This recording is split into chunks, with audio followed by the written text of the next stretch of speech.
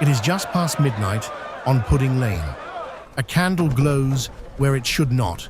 Smoke curls through the ceiling beams. Outside, London is asleep, but not for long. London in the summer of 1666 is a city living on borrowed time. It does not know this yet. To its inhabitants, it is simply home.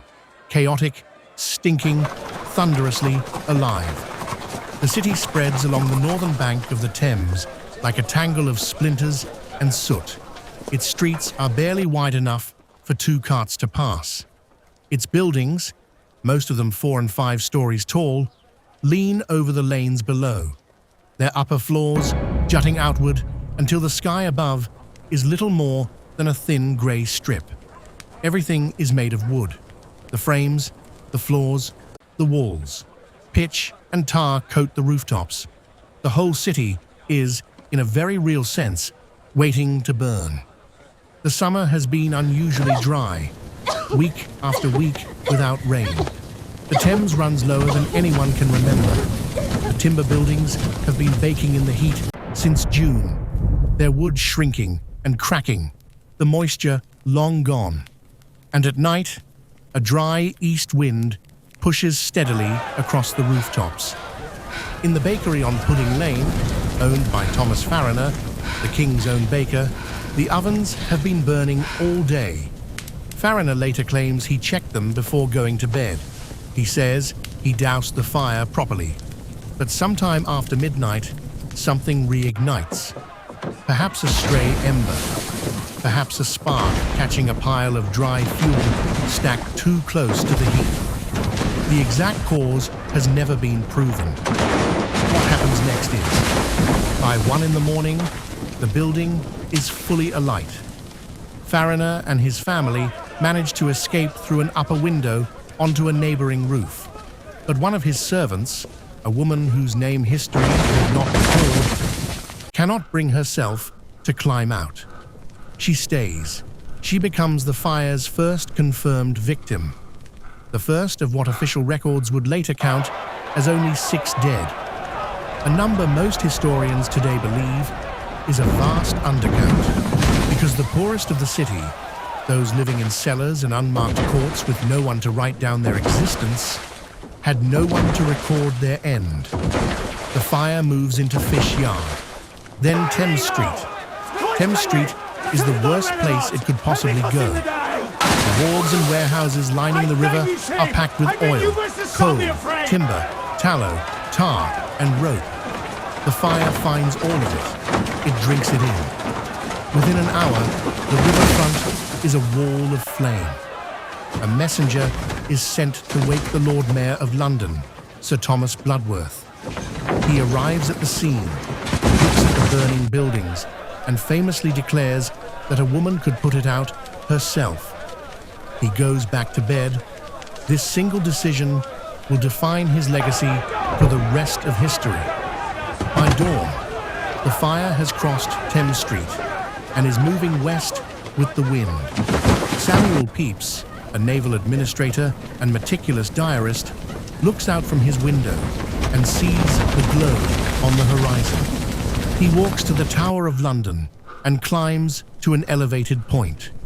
What he sees stops him cold. This is not a local incident. It is a front, a wall of fire moving through the city block by block, consuming everything in its path, leaving nothing standing behind it. Pepys takes a boat to Whitehall and demands an audience with King Charles II. The king sends urgent word. Buildings must be pulled down ahead of the fire to create fire breaks, gaps the flames cannot cross. But the order arrives too late and finds no structure to enforce it. The Lord Mayor, now awake and panicking, discovers that no one will demolish their own property without guaranteed compensation. Firefighting in 1666 is not a professional service. There is no brigade, no system, no authority. It is every man for himself, and the city is burning. The fire grows. By the end of the first full day, it has consumed Cheapside. the great commercial artery of medieval London, lined with goldsmiths, drapers, and merchants who have traded there for generations. By the second day, it reaches the Royal Exchange, the Custom House, the great guild halls of the city's most powerful trade companies, buildings that have stood for centuries, reduced to rubble in hours. The streets filled with people. Tens of thousands of Londoners pour from their homes, carrying whatever they can. Furniture stacked onto carts, strong boxes dragged through the mud, children lifted onto shoulders. They move toward open ground. Moorfields, north of the old city walls, becomes a vast camp of the displaced. People sleep under the open sky, with their city burning orange on the horizon behind them. On the second night, King Charles II rides into the city himself. He and his brother James, Duke of York, work beside the firefighters, passing leather buckets, directing the demolition teams, distributing gold coins from his own hands to men willing to blow up the buildings ahead of the fire's path. It is one of the few moments in Charles's reign where the distance between a king and his people completely disappears. But the fire does not care about the king. It reaches St. Paul's Cathedral. The old medieval cathedral, already crumbling and wrapped in scaffolding for ongoing repairs, catches at the timber framework first. Then the roof timbers. The lead of the roof melts and runs in rivers down Ludgate Hill, glowing red in the dark.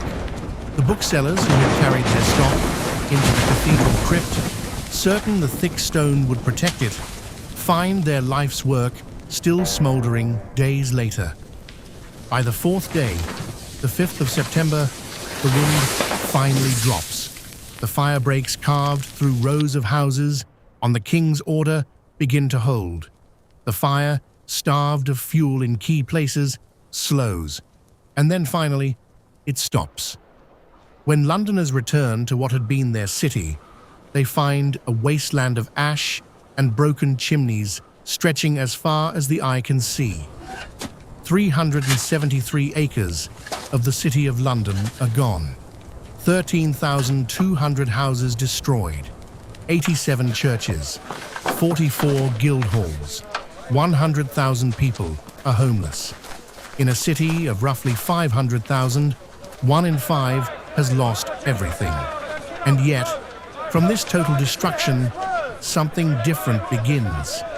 King Charles II appoints a commission to oversee the rebuilding. Among its members is a young professor of astronomy with almost no architectural experience, Christopher Wren.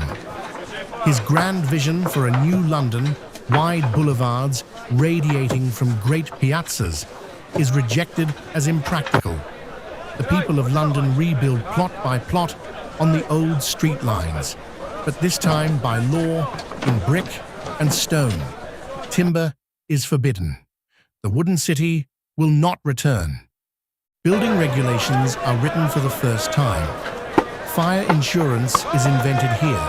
The first fire insurance office in the world opens in London in 1667, within a year of the ashes cooling. Parish fire engines are made mandatory. The foundations of what will eventually become professional firefighting are laid in the rubble. Wren builds something else. Over the following decades, he rebuilds 51 of the 87 destroyed churches. And at the top of Ludgate Hill, where the old cathedral melted into the ground, he builds what would become one of the most recognizable buildings in the world. St. Paul's Cathedral, the one that still stands today, rises from the exact spot where the old one burned. The monument to the Great Fire is erected near Pudding Lane in 1677. It stands 202 feet tall. If it were tipped onto its side, its tip would fall precisely on the spot where the fire began. It stands there still, a pillar of stone in the middle of a modern city. Marking the night, a forgotten servant refused to climb out of a window. A baker swore his ovens were cold, and a Lord Mayor went back to sleep. A city of wood became a city of stone. A disaster became a foundation. And the London that exists today was built on the ashes of the one that burned.